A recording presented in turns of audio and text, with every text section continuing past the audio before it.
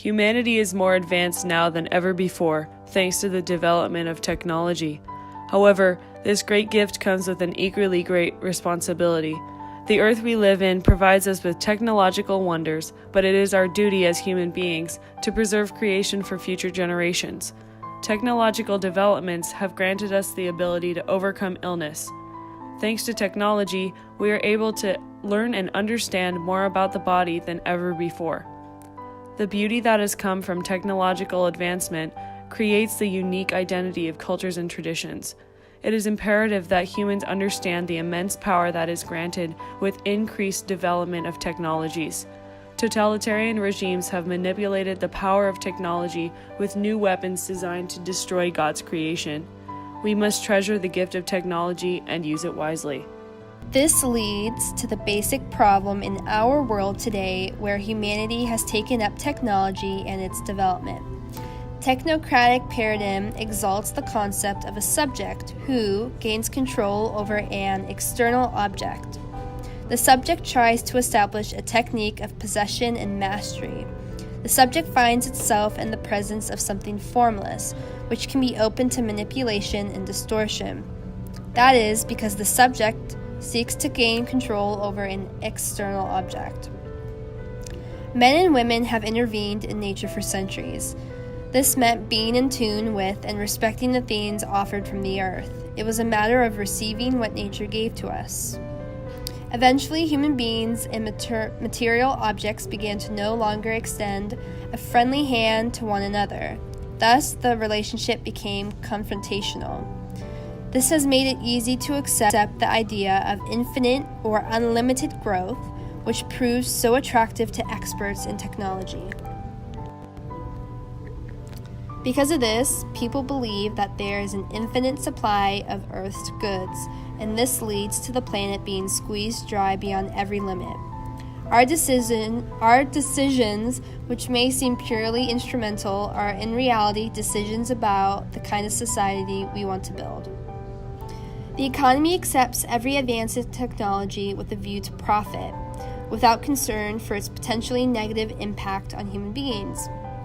Some people maintain that current economics and technology will solve all environmental problems and argue that the problems of global hunger and poverty will be resolved simply by market growth. Failing to develop social initiatives and economic institutions is slowing our ability to give the poor regular access to basic resources. If we cared more for our planet, then the poor would have more resources to flourish. However, our planet is neglected, and in turn, so is our poor. Society is failing to see the roots of their current failures, which is why nothing is getting fixed.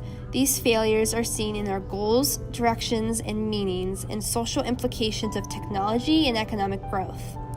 There are a number of symptoms which point to what is wrong, such as environmental degradation, anxiety, a loss of the purpose of life, and of community living. Once more, we see that realities are more important than ideas. We have the freedom needed to limit and direct technology. We can put it at the services of another type of progress, one which is healthier, more human, more social, more integral. We need to slow down and look at reality in a different way, to appropriate the positive progress which has been made, but also to recover the values and the goals swept away by our unrestrained delusions of grandeur. When human beings fail to find their true place in this world, they misunderstand themselves and end up acting against themselves. The time has come to pay renewed attention to reality and the limits it imposes. This, in turn, is the condition for a more sound and fruitful development of individuals and society. When we fail to acknowledge as part of reality the worth of a poor person, a human embryo, a person with disabilities, to offer just a few examples, it becomes difficult to hear the cry of nature itself. Therefore, everything is connected. According to Christian thought, there can be no renewal of our relationship with nature without a renewal of humanity itself. And our relationship with the environment can never be isolated from our relationship with others and with God. The universe should be understood more properly in the sense of responsible stewardship, so we ourselves become the instrument used by God to bring out the potential which He Himself inscribed in things. As it said in the Bible, the Lord created medicines out of the earth, and a sensible man will not despise them. We see the need for a correct understanding of work, so Christian spiritual tradition has developed a rich and balanced understanding of the meaning of work. Look at the great tradition, monasticism. The monks thought the desert is the best place to encounter God, and sees manual labor as spiritual, meaningful, proved revolutionary. Man is the source, the focus, and the aim of all economic and social life. Work should be setting for the rich personal growth, such as creativity, develop human talents, and etc. Not be that technological progress increasingly replace human work, for this would be detrimental to humanity. In order to continue providing employment, it is imperative to promote an economy which favors productive diversity and business creativity.